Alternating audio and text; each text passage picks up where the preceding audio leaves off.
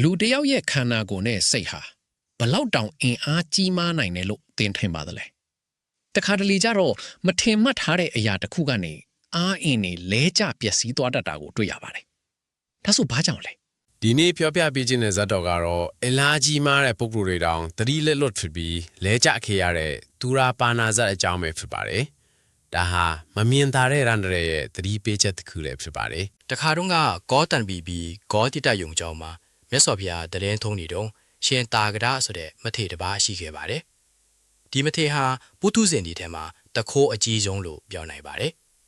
ရှင်တာကရဟာအစိတ်ပြင်းတဲ့အံပတိတကနဂါးကြီးတကောင်ကိုတောင်သူ့တခိုးနဲ့ရင်ကျေးအောင်စုံမနိုင်ခဲ့ပါတယ် ဒီအကြောင်းတွေကတပီလုံးမှာထင်ရှားသွားတော့ဒါယကာတွေကရှင်တာကတမထေကိုအယိုသေးပေးပြီးဖျားကိုရှ िख ိုးကြပါတယ်ပြီးတော့မထေကိုအရှင်ဖျားတို့အတွက်ရှားရှားပါးပါးလေးလှူခြင်းပါတယ်ဘာများလှူခြင်းပါသလဲလို့ရှောက်ပါတယ်ရှင်တာကတကစိတ်နေတော့ဆဘဂီရဟန်းတွေကဒါယကာတို့ရေရဟန်းတွေအတွက်ခိုးကြီးအစင်းရှိတဲ့တီရီကရှားပါပြီးနှစ်သက်စရာပဲကြည်ညိုရင်လှူကြပါလို့ပြောလိုက်ကြပါတယ်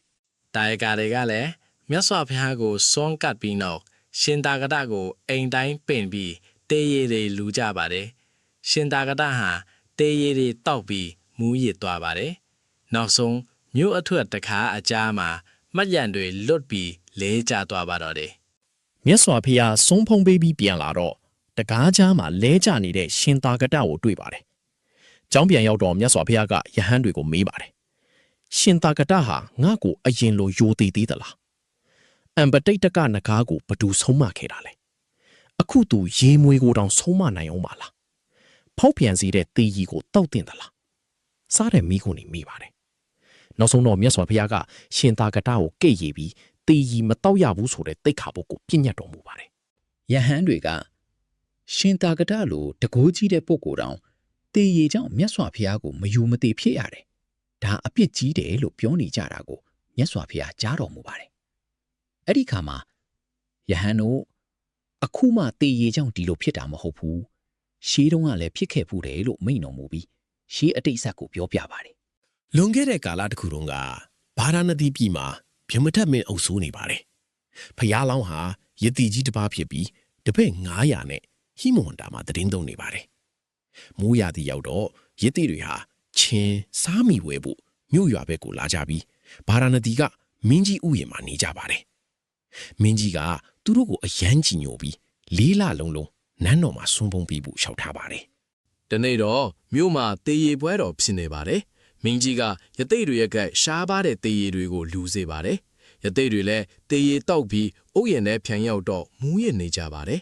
အရှက်အကြောင်းမရှိတော့ပဲတချို့ကထကြတချို့ကတချင်းဆိုကြတချို့ကငိုကြတချို့ကဖြစ်စည်းတွေဖိတ်ပြီးဣကြနဲ့ရှုပ်ထွေးကုန်ပါတော့တယ် ။ဆရာယတိကြီးကတပည့်တွေပြန်လာတော့လူပြည်မှာစွန့်ရလွယ်ရဲ့လားညီညွတ်ကြရဲ့လားလို့မေးပါတယ်။တပည့်တွေကမတောက်တဲ့တေးကြီးကြောင့်သူတို့မှတ်ဉာဏ်နေလွတ်ပြီးဘလို့ဖောက်ပြန်ခဲ့ရကြောင်းအကုန်လျှောက်ထားကြပါတယ်။မြောက်တွေမဖြစ်သွားတာကိုတောင်ဝမ်းသာရတယ်လို့ပြောကြပါတယ်။ဆရာယတိကြီးကဆရာနဲ့ကင်းကွာတာမကောင်းဘူးဒါမျိုးဖြစ်တတ်တယ်လို့ပြောပြီးနောင်မဖြစ်စေဖို့ဆုံးမခဲ့ပါတယ်။သူတို့လည်းဇန်တွေမယုတ်မလျော့ပဲဗြဟ္မပြည်ကိုရောက်ခဲ့ကြပါတယ်။မြတ်စွာဘုရားကဒီဇတ်တော်နှစ်ခုကိုပေါင်းစပ်ပြီးအဲ့ဒီခေတ်ကတပည့်ယတိတွေဟာအခုဘုရားရဲ့ပရိသတ်တွေပဲဆရာယတိကြီးကငါဘုရားကိုယ်တိုင်ပဲလို့မိန့်တော်မူပါတယ်။ဒီဇတ်တော်ကနေမူးရစ်စေတဲ့အရာတွေဟာဘလောက်တောင်အင်အားကြီးသူကိုမဆိုဖောက်ပြန်ပျက်စီးစေနိုင်တယ်ဆိုတာသင်ခန်းစာရစေပါတယ်။ဒါကြောင့်ကိုယ့်ရဲ့စိတ်ဓာတ်နဲ့ဆုံးဖြတ်ချက်တွေခိုင်မာဖို့ပညာရှိသူတွေရဲ့လမ်းညွှန်မှုကိုလိုက်နာဖို့အမြဲတတိထားသင့်ပါတယ်။ဒီလိုမျိုးလူဘဝအတွက်အရေးကြီးတဲ့ဗုဒ္ဓရဲ့နဲ့နေတဲ့သွန်သင်ဆုံးမမှုတွေကိုထပ်မံသိရှိခြင်းဒီ channel ကိုဆက်ပြီး like ပါကြည့်ရှုဖို့ဖိတ်ခေါ်ပါတယ်